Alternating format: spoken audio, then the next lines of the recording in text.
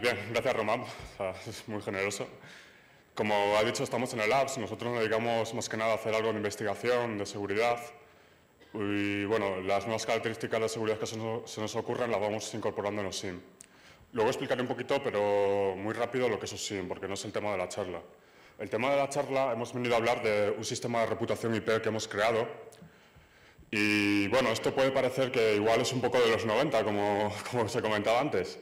Pero realmente hay una diferencia en cómo estamos clasificando las IPs y sobre todo que estamos ofreciendo una base de datos abierta y para que todo el mundo lo pueda usar. Bien, entonces el contenido sobre lo que vamos a hablar, el índice es el siguiente. Bueno, vamos a contar qué es reputación IP de manera genérica, vamos también a contar qué es un sistema de reputación IP y luego vamos a enseñar la parte nuestra, lo que hemos implementado. También vamos a contar todo el detalle de cómo lo hacemos y luego además vamos a ver las integraciones que hay, a empezar a usarlo de manera práctica. Bueno, pues el problema que tratamos de abordar es el que cualquier analista de seguridad, operador de red se va a encontrar hoy en día en cualquier corporación, en cualquier empresa, universidad con un tráfico bastante grande. Básicamente estamos en una situación en que tenemos que analizar muchísimo tráfico y tenemos que determinar básicamente si el tráfico es normal, sospechoso o malicioso.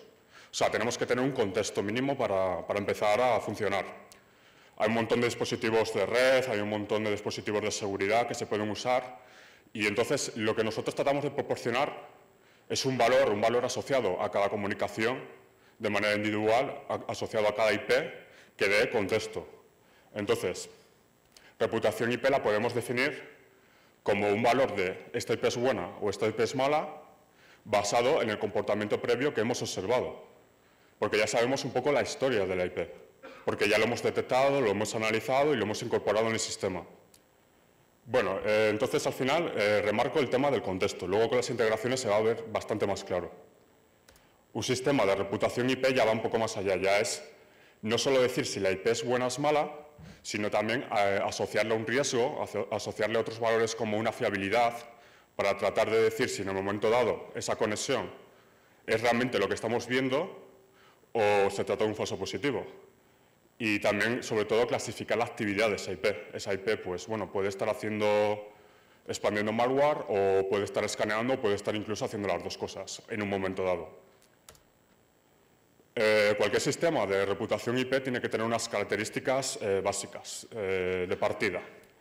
Tiene que ser información muy actualizada, que continuamente saque IPs de las listas e inserte nuevas IPs, que esos valores que se distribuyen con cada IP sean fiables, se calculen bien, tengas un método, que las clasificaciones que se asignan pues, sean bastante precisas y, sobre todo, un rango de atención bastante amplio. En el sentido de, por ejemplo, estamos en Japón, tenemos unos servidores y estamos recibiendo ataques de China. Y resulta que están lanzando exploits, escaneos, etc. ¿Qué pasa si no tenemos un sensor que capte ese tráfico o que podamos obtener esos datos de un tercero? Pues a efectos prácticos no lo estamos viendo, no lo estamos incorporando en el sistema, no lo estamos perdiendo. Vamos a enseñar brevemente lo que es la implementación, pero la parte web, la parte que puede acceder cualquier persona. La ruta, bueno, es en las.alemval.com, allí hay un enlace a la parte de Open Source IP Reputation Portal. Voy a tratar de poner aquí el navegador, que tengo cargada varias vistas de la web. Vamos a ver si lo puedo hacer bien. Sí. Bueno, pues lo primero que veríamos si nos conectamos a la web, a ver si lo puedo ajustar un poco mejor, vale. Esta es la parte del Labs, ¿no? Bueno, no solo tiene esto, sino que hay un blog donde vamos poniendo cosas que investigamos, que descubrimos y todo eso. Aquí hay unas secciones y tal, bueno, está integrado todo, digamos, en el WordPress, en el blog, y se puede acceder aquí, ¿no? En el Open Source Security IP Reputation Portal. Lo primero es el típico mapita, ¿no? De información geográfica con las IPs ya asignadas y tal. Luego podemos ver la lista de últimas IPs incorporadas en el sistema. Entonces ya aquí vemos las últimas que se han metido pues, con algunos datos de tipo de la actividad que están haciendo y la fuente, ¿no? Luego explicaremos, bueno, Alberto va a explicar con mucho detalle qué significa ahí URL System, por qué aparecen dominios y todo eso. Si entramos en una IP cualquiera de estas, todas tienen su propia ficha individual. Esa ficha lo que nos proporciona son datos de, bueno, en qué AES está, la información geográfica, la fecha en que se insertó, si esa IP ya sigue activa o ya ha salido del sistema de reputación y está como que no está activa, y un riesgo y una fiabilidad asociadas. Aparte también de la actividad por la que se ha metido. Y si lo hubiese, pues un dominio asociado, o varios. Y finalmente, bueno, se puede descargar la base entera, que esa es la gracia del tema, que tú te puedes bajar toda la base de datos en varios formatos. Luego vamos a comentarlos brevemente, y el formato que voy a enseñar ahora es el que usamos para integrarlo en OSIM, que es este de aquí, que al final es un fichero. Vaya, ahí ha salido. Es un fichero que ahora mismo tiene como unas 280.000 IPs más o menos a día de hoy. Y vamos a enseñar qué significa cada campo y por qué está formado así. Un segundo, vamos a volver a la presentación. No, sí puedo volver porque no... Aquí está, vale. Bien, como decía, el fichero reputation.data, que es lo que se puede bajar quien quiera y lo puede automatizar para bajarlo e integrarlo con sus sistemas, está compuesto de muchos registros que tienen IP, la IP que es valor de fiabilidad de 1 a 10, que luego veremos cómo se calcula, valor de riesgo, que luego veremos cómo se calcula, la actividad asociada, que ahora mismo estamos manejando, pero está abierto a incluir más este conjunto de actividades. En plan, hemos visto que esto se va a un centro de comando control, esa IP es un centro de comando y control. O es un host malicioso, te está enviando exploits, te está enviando todo tipo de porquería. O es un malware domain que está distribuyendo malware, o una IP que tiene malware. Un proxy abierto que está mascarando el origen de la conexión, phishing, spamming o un host que está escaneando. Cada IP, pues eso, en negrita está resaltado que es que cada IP puede tener varias actividades. Esto es muy típico, por ejemplo, en un hosting compartido donde pues, hay miles de dominios y varios dominios en un momento dado están haciendo pues, varias cosas a la vez. Vale, y entonces ahora pues Alberto va a explicar la parte de cómo funciona todo el motor, cómo se actualiza automáticamente y yo ya luego vuelvo y comento las integraciones. Bueno, pues una vez vista un poco la parte más teórica y más conceptual y sobre todo la parte que más ven los usuarios al final, ahora vamos a describir cómo funciona realmente ese sistema, o sea, qué se está haciendo para generar esa base de datos, que es lo realmente valioso, ¿no? Porque muchas veces no te dicen cómo funcionan las cosas por debajo.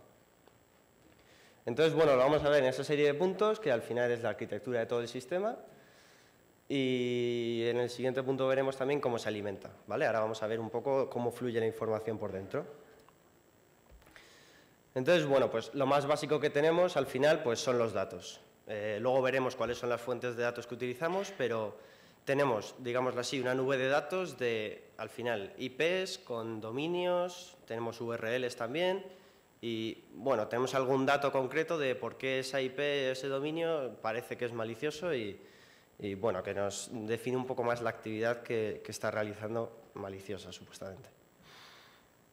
Entonces, para recoger esos datos, que como bien ponéis, pues hemos dicho que en un principio son IPs dominios, utilizamos un agente que tiene una serie de colectores que están conectados a cada flujo de información, digámoslo así.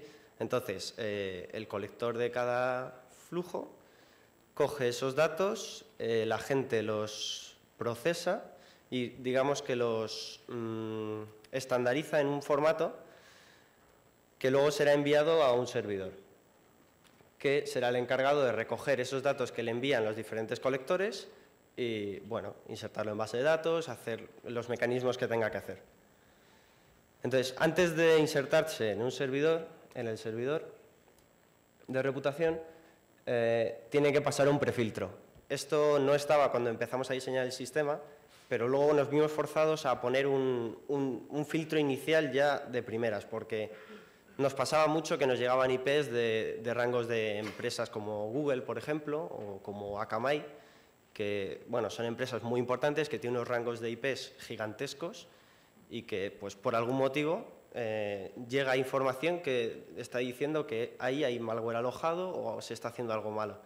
Entonces, no queremos tener esa información en reputación, porque es posible que sí, que una IP pueda ser buena y mala a la vez, y luego vamos a ver ejemplos, pero no queremos que una IP de Google, por ejemplo Gmail, esté en reputación, porque si luego eso se pone en producción, van a empezar a saltar un montón de falsos positivos que no nos interesan. ¿Vale? Entonces, hay un prefiltro ahí. Y cuando se pasa ese prefiltro, por cierto, el filtro es tanto para IPs como para dominios. Cuando pasa ese filtro, se inserta dentro del servidor y el servidor ya se encargará de procesar esa información. El servidor la insertará en base de datos y, bueno, la función del servidor al final pues, es rellenar los valores asociados a esa IP, que es el AS, la fecha en la que se insertó, el riesgo, la fiabilidad, todo lo que hemos visto antes en el panel web.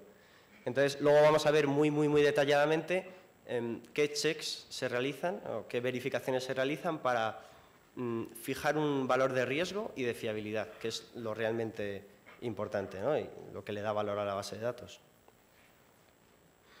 Entonces, bueno, pues ya la base de datos sería la base de datos de reputación IP y se puede consultar desde el Labs y sería esa misma base de datos la que luego se exportará en diferentes formatos para integrarlo en los dispositivos que queramos. Vale. Como hemos dicho, en esos datos que tenemos por ahí, que ahora veremos de dónde sacamos, pues tenemos IPs y dominios. Y luego hay una cosa un poquito especial que son las URLs. Las URLs no las puede procesar un agente normal directamente, tiene que haber un sistema anterior que pueda verificar que esa URL es maliciosa o no. Entonces, hay un agente un poquito especial, que es el URL System, que es lo que hemos visto antes, que salía URL System y una URL. Vale, pues ese agente se encarga solo de procesar URLs.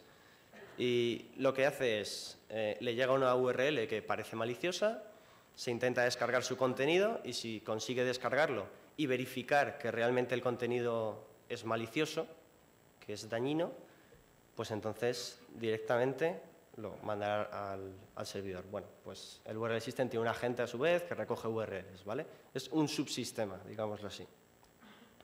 Y alimenta al servidor igualmente.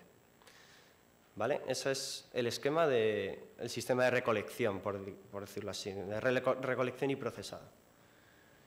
¿Vale? Entonces, hemos dicho que, bueno, que tenemos que fijar unos valores de riesgo, de fiabilidad y que nos perfilen una IP. O sea, no podemos tener una IP en bruto con una actividad asociada que no nos digan nada más. Entonces, para eso tenemos un sistema de scoring que correrá una serie de checks que, bueno, podrán ser checks que dirán que la IP es mala o que la IP es buena. O nos dirán una información un poco más detallada, por lo menos. El primer check que corremos sobre las IPs es comprobar contra diferentes DNS-BLs, que son listas negras que se consultan por DNS, por peticiones DNS, y que no te puedes bajar la lista negra completa, pero puedes hacer una petición a la zona DNS y si te consigue resolver es que esa IP está listada, entonces es maliciosa en su lista negra. Bueno, ahí un ejemplo, ¿no? Ponemos la IP y la DNS-BL queremos consultar y no nos consigue resolver. Y cuando consigue encontrar una IP, pues sí que resuelve a diferentes direcciones. Luego cada DNS-BL tiene sus propias implementaciones de qué contesto si esta IP es maliciosa, etc. Pero bueno, esto es un check que nos diría que efectivamente esa IP que hemos recopilado es maliciosa, nos da un indicio más. Otro indicio que tenemos es cuando tenemos una IP con un dominio asociado, verificar si ese dominio es un bull domain. Bull domains son dominios de este estilo que históricamente pues, han sido utilizados para hacer abusos, ¿vale? Bien porque es muy fácil de registrar o porque son gratuitos o porque no dejan huellas o lo que sea. Pero bueno, un dominio así nos podría indicar que algo malo está pasando y normalmente se ve que la mayoría de los dominios que se registran maliciosos son de este estilo.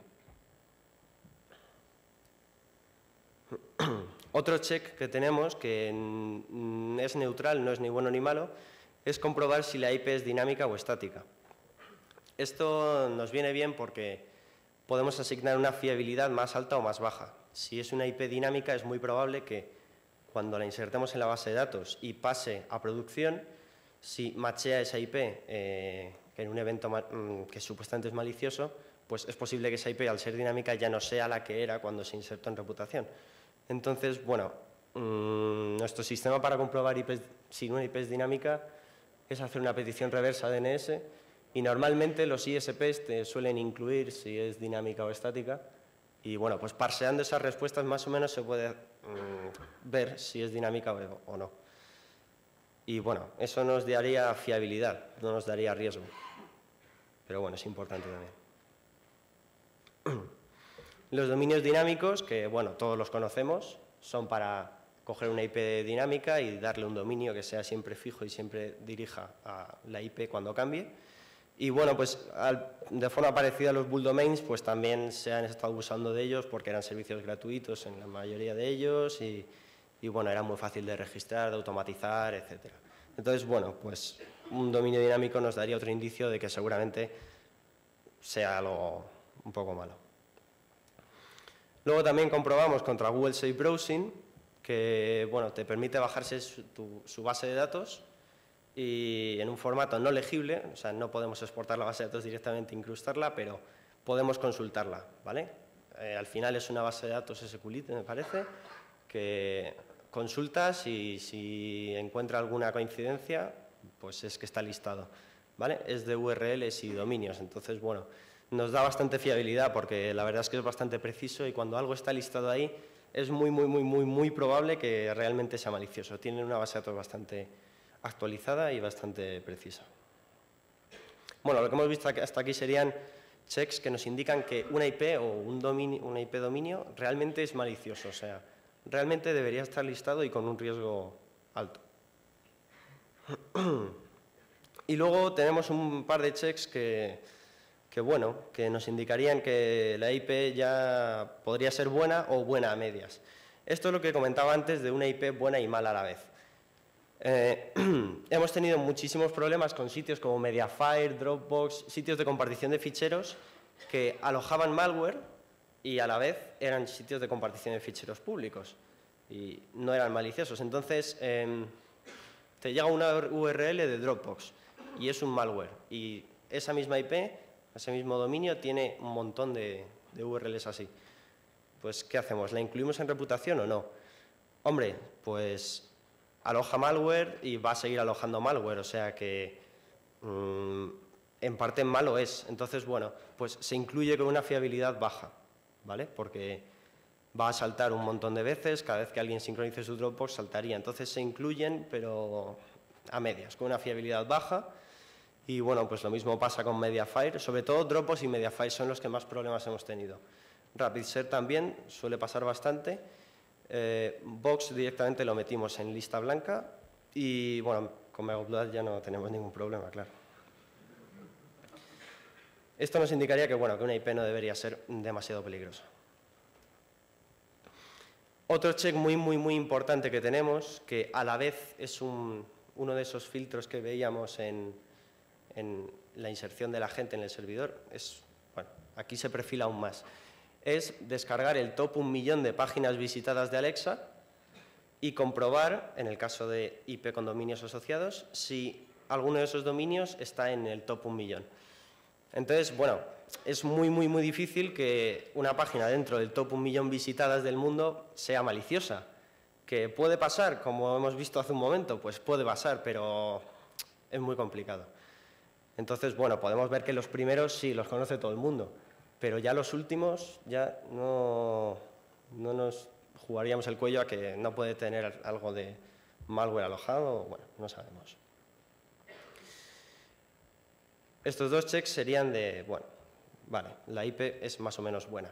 Y luego tenemos un último check un poco especial porque nos dimos cuenta de que había muchísimos dominios que eran maliciosos y que se generaban de esta forma. Esos dominios están generados por generadores aleatorios, ¿vale? Entonces son registrados de forma automática o simplemente los malos los registran pues porque no les interesa, o sea, les da igual que el dominio tenga un significado para una persona, simplemente quieren tener un dominio que se conecte su malware allí. Entonces nos dimos cuenta de que al final utilizaban generadores. Y bueno, pues en base a algunos parámetros hicimos un algoritmo que nos permitía machear estos dominios, nos permitía detectarlos sin utilizar ningún tipo de firma. O sea, solo por cómo estaban formados hicimos un algoritmo para detectarlos y comprobarlo. No dependíamos de una firma. Y bueno, se puede consultar el algoritmo, ¿vale? Se publicó un post en el labs.alemol.com y se puede consultar el algoritmo, se puede descargar y se puede utilizar. Es una librería en Python, cualquiera puede utilizarlo. Y la verdad es que funciona, bueno, más o menos bien. Y bueno, pues estos serían los checks para perfilar una IP, la peligrosidad, la fiabilidad, etc. Y bueno, todo esto es muy bonito, pero ¿de dónde llega la información? O sea, ¿de dónde sacamos esa información? Pues lo vamos a ver, son 3 puntos fundamentales, fundamentalmente, y bueno, vamos a ver un poco cada uno. El primero de ellos son fuentes externas, ¿vale? Hay gente que, como nosotros, se encarga de traquear, digamos, suelen ser cosas muy específicas, suelen ser familias de malware muy concretas, como por ejemplo Zeus o SpyEye, y se montan su propio tracker de esa familia de malware.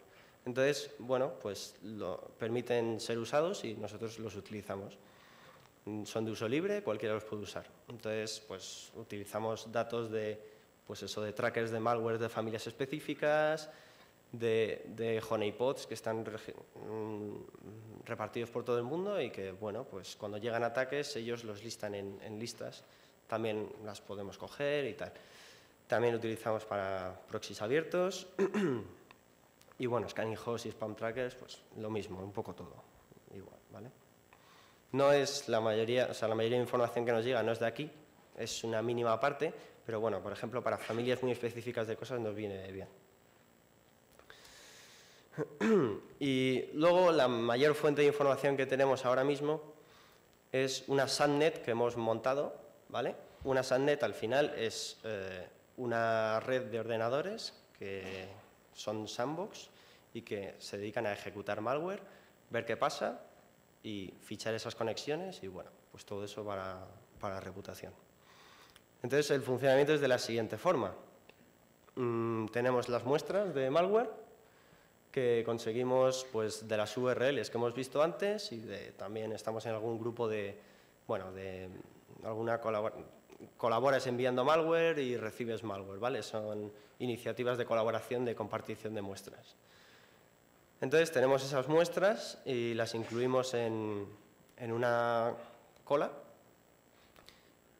y esperan ser procesadas por una de las máquinas que tenemos dentro de la subnet. Entonces, cuando llega a una sandbox, es analizada, ¿vale? Como software de sandbox lo que utilizamos es Kuko, que bueno, es un proyecto libre que ha nacido hace muy poquito y en algunos casos está un pelín verde todavía, en algunas cosas, pero bueno, es muy modificable, es muy adaptable a lo que se necesita, ¿vale? Está hecho en Python y bueno, se puede descargar y utilizar de forma libre. Entonces Kuko al final lo que hace es coge una muestra y levanta una máquina virtual con Windows, mete la muestra, la ejecuta, espera el tiempo que tú le digas y sniffa todo el tráfico que genere esa muestra y lo guarda. Y ya se guarda para un análisis posterior, ¿vale? Y bueno, pues eso, está hecho en Python y para gestionar VirtualBox utiliza la API y bueno, es un poco ese el funcionamiento. Entonces, una vez tenemos un análisis de la muestra, utilizamos Snort para detectar las conexiones maliciosas. Esto es por lo siguiente. Una muestra, cuando la ejecutas, no puedes meter toda la información que ha generado todo el tráfico indiscriminadamente en reputación. ¿Por qué? Pues porque hay muchas muestras que se conectan directamente a Google para ver si tiene conectividad a Internet o se conectan a cuál es mi IP para saber cuál es la IP pública de la máquina o lo que sea. Entonces, no puedes meter todas las peticiones que ha hecho una muestra en reputación directamente. Entonces, utilizamos Snort con un juego de reglas muy específico y muy acotado para que nos detecte las peticiones maliciosas. Y una vez tenemos ya el destino de la petición maliciosa, pues se incluirá en reputación. Bueno, cuando ejecutas una muestra pueden pasar tres cosas. O se genera tráfico y saltan estas reglas que estoy comentando, o se genera tráfico y no salta ninguna regla, no se ha generado tráfico malicioso o no se ha detectado, o directamente no hay tráfico. Hay muestras que las ejecutas y no tienen tráfico. Entonces, bueno, pues si se ha generado tráfico y ha saltado una muestra que nosotros queremos subir a reputación, se sube a reputación. ¿Vale? Ya iría directamente. Y bueno, pues también tenemos una base de datos de todas las SANNet que bueno, pues podemos consultar y para hacer búsquedas de malware y cosas específicas está bastante bien. ¿Vale? Este sería el source más grande que tenemos de información. Bueno, lo que he comentado, tenemos un panel web que se puede consultar de forma privada y tal. Lo utilizamos para eso.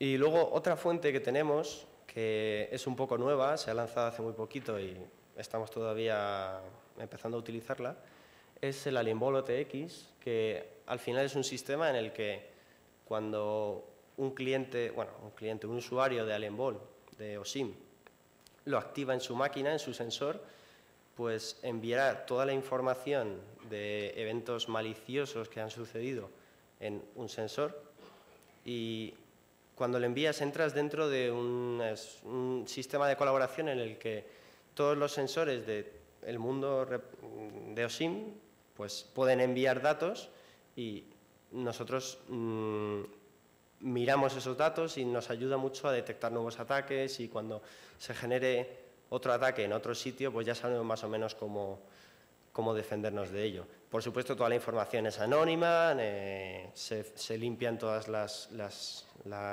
redes de la HomeNet, o sea, todo el direccionamiento privado está limpiado, etcétera. Solo nos llegan las cosas de fuera. Y bueno, nos sirve también mucho para perfilar reputación, para limpiar falsos positivos muy rápidamente, porque vemos que saltan demasiado en algunos sitios. Y sobre todo también te da mucha visibilidad, porque si tienes clientes conectados en todas las partes del mundo, lo que ha comentado Guillermo de la visibilidad del sistema de reputación aumenta. En cualquier sitio en el que tengas una sonda seguramente puedas ver las cosas que pasan. Entonces, bueno, pues podemos ver a ISPs, compañías, a universidades, personas individuales en casa, que, bueno, pues nos llega toda la información y todo lo que nos llegue luego pues, beneficiará al resto, ¿vale? Aquí tenemos un ejemplo de la información que se envía, que no sé si se ve muy bien, pero bueno. Antes de darte de alta, si quieres, cuando lo activas en OSIM, tú puedes decir, a ver, quiero ver qué información se va a enviar. Entonces tienes un botón en el que puedes ver la información de ese momento que se podría enviar. Entonces, bueno, pues ahí tenemos un black hole que ha saltado, que ha intentado explotar el navegador y ha lanzado alguna shellcode con algún exploit y tal. Y bueno, pues todo eso son IPs externas que, bueno, han intentado petar el navegador. Pues toda esa información nos llegaría a nosotros y todo eso se incluiría en reputación y, bueno, es un sistema en el que todo el mundo colabora y todo el mundo recibe, ¿vale? Y esas son las tres fuentes principales que tenemos. El OTX nos sirve más que para recoger nueva información, para perfilar mucho la que tenemos. Lo que he comentado antes, limpiar falsos positivos, darle más prioridad a algunas IPs que a otras, etcétera. Y bueno, pues ahora vamos a ver las integraciones de esta base de datos que hemos visto en otros productos y también un poco en el nuestro, ¿vale? Como hemos visto, tenemos descargas para varios productos y bueno, vamos a ver cómo se puede integrar. Vale, entonces ahora ya sabemos por qué hemos creado esta base de datos de reputación IP y también cómo lo hemos creado, pero claro, esto se saca utilidad con una integración en un producto, ¿no? Vamos a comentar brevemente lo que es OSIM, pero muy brevemente. OSIM es un SIEM, pertenece a la categoría de software que se conoce como SIEM. Un SIEM, por decirlo muy brevemente y quizás no haciéndole justicia, es un sitio donde estás centralizando todos los eventos de seguridad o todos los eventos que se están generando en tus sistemas o del uso normal de una red, en un sitio que está en una base de datos centralizada, además en un formato normalizado, es decir, todo igual. Gracias a eso tú puedes correr una serie de patrones para ver qué cosas te están pasando en la red, en el sentido de amenazas. Tanto lo que ha ocurrido con anterioridad como lo que está ocurriendo en un momento dado. en tiempo real, por ejemplo.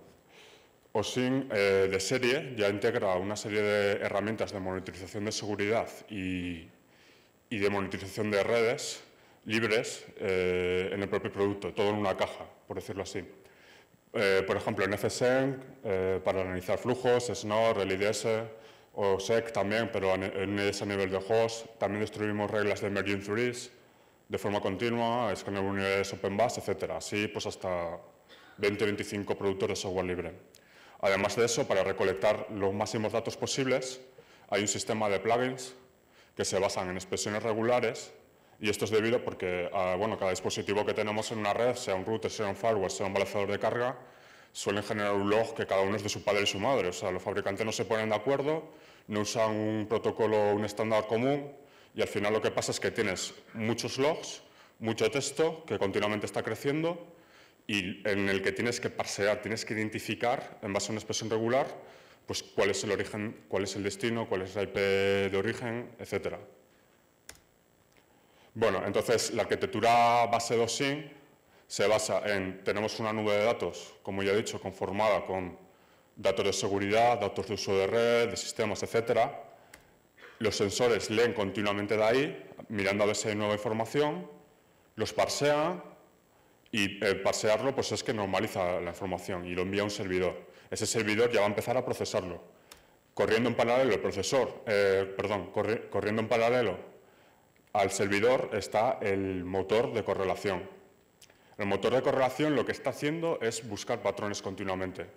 Si un evento que se envía desde un sensor hacia el servidor concuerda con un patrón que al fin y al cabo es algo que conocemos, que nosotros tenemos la inteligencia de saber que es un ataque que ya hemos definido, si ese evento concuerda, lo abre en memoria, digamos, espera a ver cuáles son los siguientes eventos que ocurren. El caso más facilón, pues para poner un ejemplo, sería pues una autentificación fallida. Bueno, pues puede ser un usuario que se haya equivocado, ¿no? Pues está usándolo y le ha metido mal la contraseña. Pero a partir de 5 ya probablemente es una fuerza bruta, ¿no? Si se da en poco tiempo. Y si luego aparece 1 millón de autentificaciones fallidas y de repente, en una ventana de tiempo que nosotros definimos en el patrón, aparece una autentificación válida, pues bueno, es que la alarma que se ha generado por el motor de correlación, vamos a incrementar el riesgo y así lo insertamos en la base de datos y el operador luego en la interfaz web OSINT, que es tan pequeñito, luego la veremos un poco más grande, vería la alarma y la vería con un riesgo. Entonces el operador, que siempre está saturado de toda la información que tiene en su red, priorizaría e iría primero a analizar ese caso. Bueno, uniendo lo que es la reputación IP con la correlación de OSINT, nos puede servir, por ejemplo, para un caso que no podríamos analizar normalmente por saturación, porque son demasiados eventos, como por ejemplo es el firewall o un proxy que te esté generando conexiones normales ACET. Y el proxy, pues, obtienes 200 OK, es alguien que está navegando, ¿no? Y lo que quiere saber es cuántas conexiones de esas que van hacia sitios que pueden ser sospechosos, en un principio. Entonces, el código XML que hay abajo pues es cómo se define una directiva NOSIM. Luego se puede hacer desde la interfaz web gráficamente sin tocar código, pero por debajo siempre es XML. Allí básicamente lo que estamos diciendo es, si desde mi red, Hotnet, una red externa negada de Hotnet y en los puertos de navegación estamos viendo que, y está resaltado en verde, que no sé si se ve muy bien, pertenece a la IP a reputación, entonces, oye, corrélamelo y avísame. Luego, claro, esto nos seguiría generando bastantes alarmas. Entonces, aquí podemos anidar más y más reglas. Por ejemplo, una regla anidada que sea, si ves que además se ha conectado a una IP que está clasificada como actividad centro, como distribución de malware, y la siguiente regla anidada, en una ventana de tiempo, en un minuto, se ha bajado un ejecutable porque lo he visto con SNOR, oye, pues es una correlación ya, pues bueno, pues por lo menos de 2 factores, ¿no? Entonces ya avísame y además ponme una alarma pues con un valor más o menos importante. Luego la integración en OSINT quedaría tal cual. Voy a poner aquí el navegador otra vez para que se vea un poco mejor. Bien, entonces esto es la interfaz de OSINT. Solamente nos vamos a fijar en la parte de Security Events, que es la consola de seguridad. Aquí estaría todos los eventos que la gente normaliza e envía a la base de datos. Y entonces aquí ya estamos viendo que, bueno, he prefiltrado por reputación, aquí está indicado, ¿vale? Solo los eventos que han marchado en reputación, nada más. Y ya visualmente ya aplica un contexto a la reputación, porque estamos viendo un color resaltado. Además, la intensidad del color depende del riesgo que le hayamos asignado a la IP. Si nos ponemos encima de algún caso, por ejemplo, este de aquí, estamos viendo que una IP externa a la red ha enviado un intento de buffer overflow, ¿vale? Eso lo ha detectado Snort, en este caso. Lo podría detectar otro dispositivo aparte, otros IDs aparte, pero en este caso ha sido Snort. Entonces, vemos la IP coloreada y además vemos un circulito. Si nos ponemos encima del circulito, bueno, las imágenes no salen porque es una IP privada y el servidor no está corriendo en mi máquina. Esto lo cargué esta mañana, o sea que... Pero si no, saldría rellenado el valor de la prioridad, que sale la imagen que no sale, y el valor de la fiabilidad. Y además nos dice la actividad del host, que la tenemos clasificada ya como host malicioso. Ya nos ha aplicado rápidamente, de un solo vistazo, un contexto. Entonces, otro caso, por ejemplo, sería el de aquí abajo, que no sé si se ve muy bien, que la regla, si no se le lo cuento de palabra, es básicamente un equipo de tu red se está actualizando la Debian, porque esa es una cosa que capta el apt-get, ¿vale? Una cosa muy simple. Eso en principio, bueno, no es...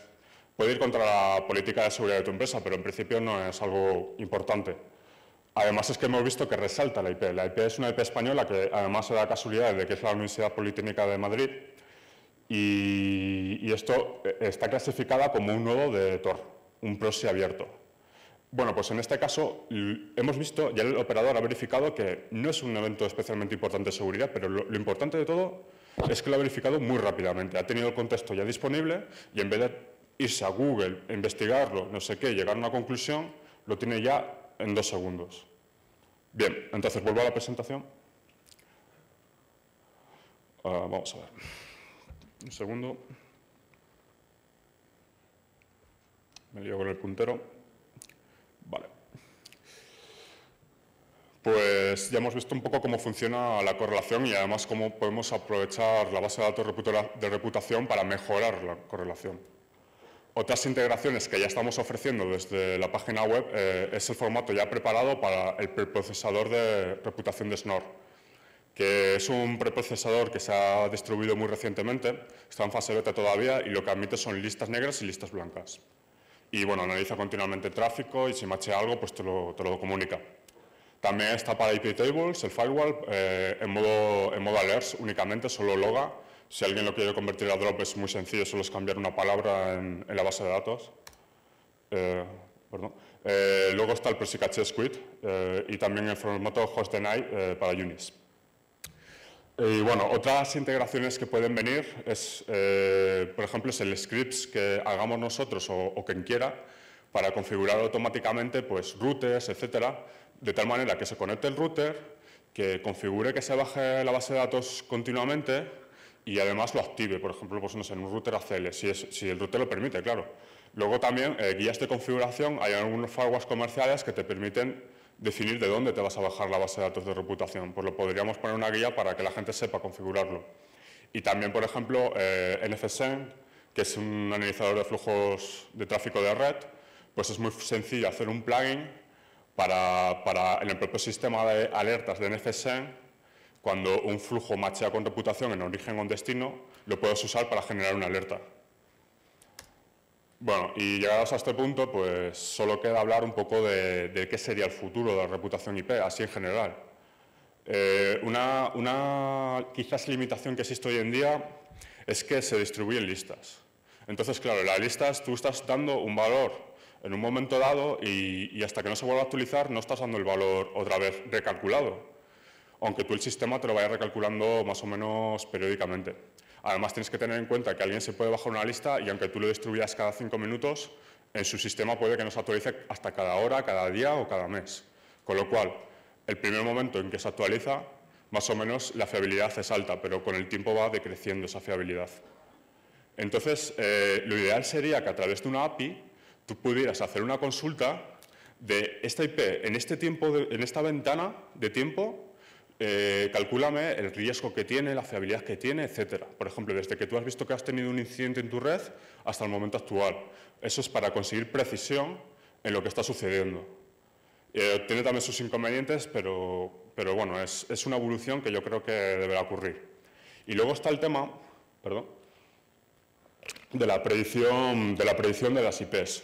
Hasta ahora siempre listamos IPs que ya conocemos lo que ha pasado, pero hay una manera de saber más o menos qué ocurriría con una IP, aunque nunca se haya listado en ningún sitio. Un ejemplo para tratar de ilustrar esto es el troyano de DSChandler. El troyano de DSChandler, que no sé si lo conocéis, desmanteló el FBI la botnet hace un par de meses. Lo que hacía básicamente era cambiar el servidor DNS de los equipos que afectaba, que además podía ser Windows, Mac o incluso los routers domésticos, una variante que había. Si te ponías a analizar el tráfico, veías que siempre iban las mismas redes, barras 24 en direccionamiento IP y además casi todas a Ucrania. Entonces puedes decir, bueno, si te ponías a barrer esas redes, lo que veías eran 20, 30 servidores DNS, pero no veías más servicios activos. O sea, no veías más IPs que tuvieran un uso lícito, etc. Al final lo que tienes es un porcentaje de IPs en ese rango, en ese direccionamiento, que es mucho más elevado del porcentaje normal que te puedes encontrar en otro rango que no se ha usado o no se ha registrado para tener un film malicioso. Pues claro, pues si tienes un 10% de IPs maliciosas ahí, puedes decir la desviación de este rango es tan alta que el 90% de IPs, aunque no sepa lo que son, si yo veo un flujo de red en mi red que va hacia allí, bueno, pues igual no te digo que es malicioso, pero te aviso de que eso es sospechoso y de que lo revises. Ese sería un poco el mecanismo. Es como en una ciudad que tú viene un amigo y dice, bueno, pues por estas calles puedes ir, pero por ahí mejor no te metas, que sospecho que igual te puede pasar algo, porque tiene mala fama. Al final es la fama del vecindario, ¿no? Y la siguiente evolución del sistema sería ya ofrecer dominios, igual que ofrecemos reputación de IP, asociar un dominio a una actividad, un valor de riesgo, etc. Y bueno, para concluir, de todo esto sacaríamos que tenemos una base de reputación IP que es libre de usar, de implementar, etcétera, como queráis y de la forma que queráis, no ponemos restricciones ninguna. Ofrecemos información detallada de cada IP, lo hemos visto a través del panel, porque conocemos la historia de la IP y lo vamos actualizando y ofrecemos unos valores que se van actualizando en el tiempo. También, bueno, un poco lo mismo, lo seguimos actualizando con nuestra SANNet y también con el Alembalo OTX, que va a mejorar muchísimo la reputación, porque estamos recibiendo los primeros datos. Y además está totalmente integrado hoy en día con OSINT, que hemos visto ya el caso práctico, pero además es que es muy fácil de integrar con otros sistemas. Bien, y bueno, pues ya aquí, si tenemos tiempo, pues pasamos a las preguntas.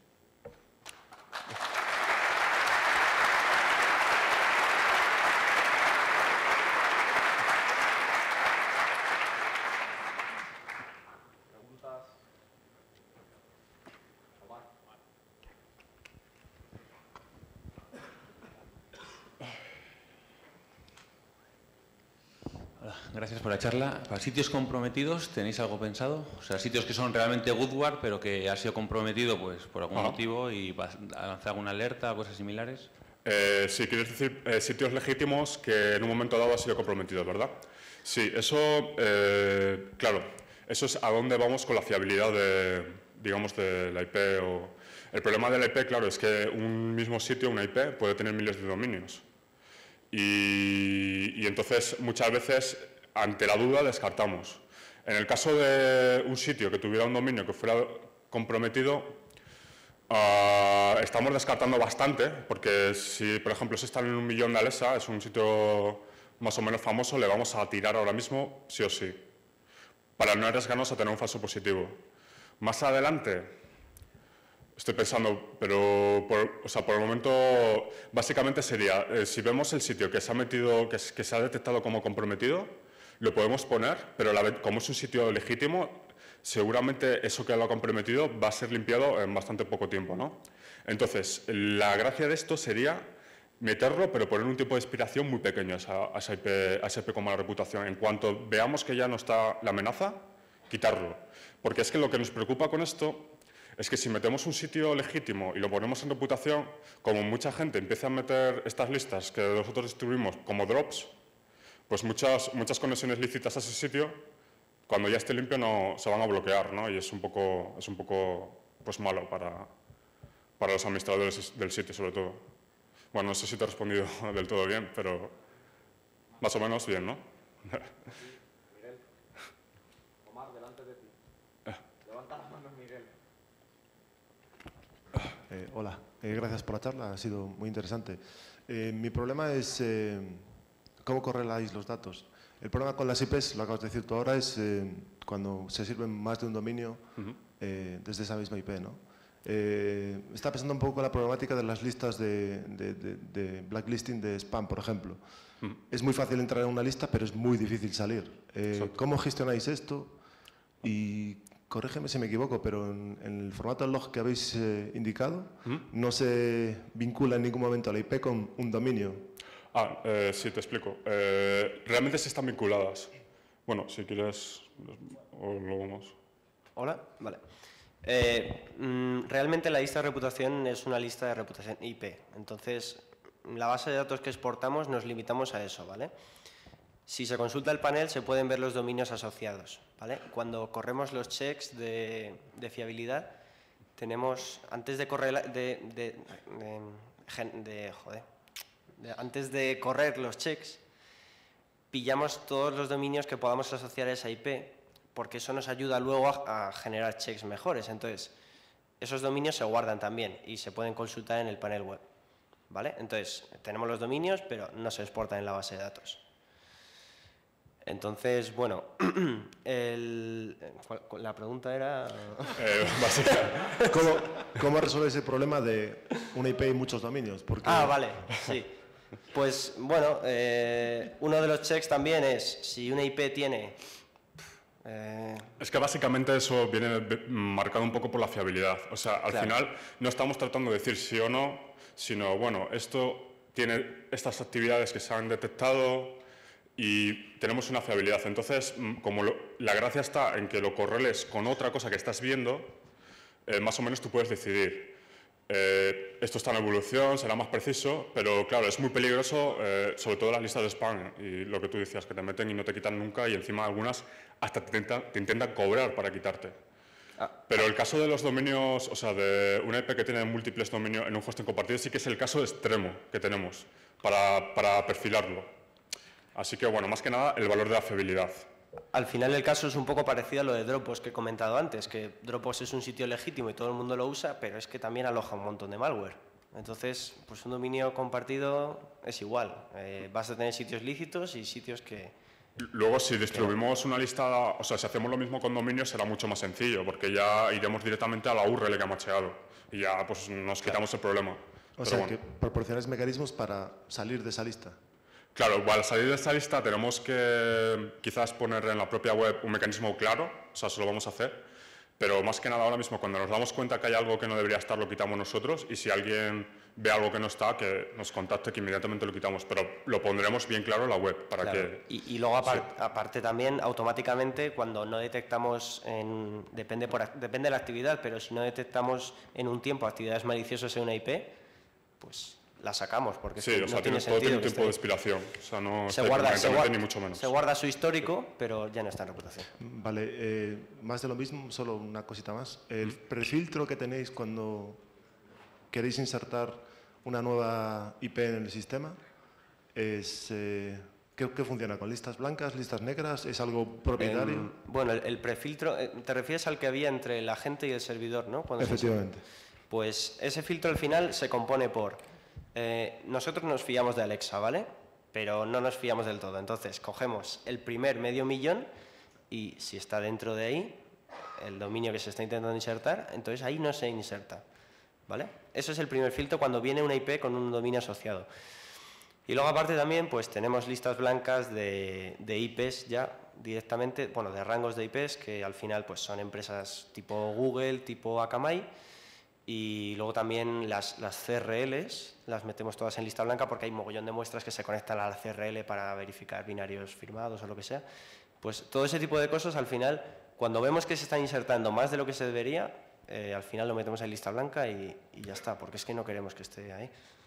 Y ese es un poco ese mecanismo. Otra pregunta.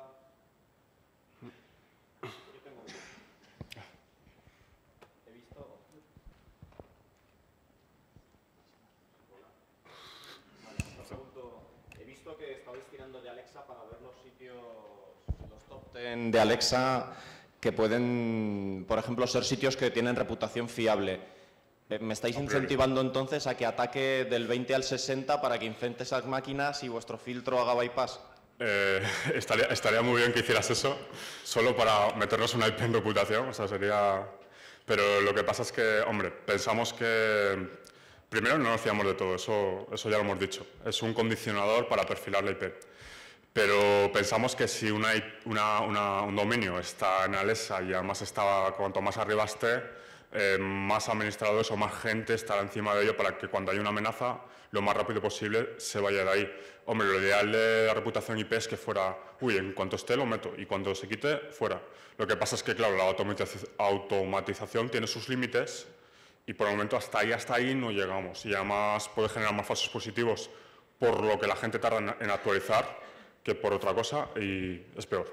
¿No sería bueno meter un plugin antifraude? Yo lo que haría directamente es hacerme una campana de Gauss de cuáles son las IPs y dominios que estadísticamente menos vais a mirar, que serán del 60 al 200, un plugin antifraude que se encargue de verificar que nadie se está colgando de un dominio que va a colar no por un 10 en reputación buena, sino un 6, un 7. Bueno, lo podemos mirar.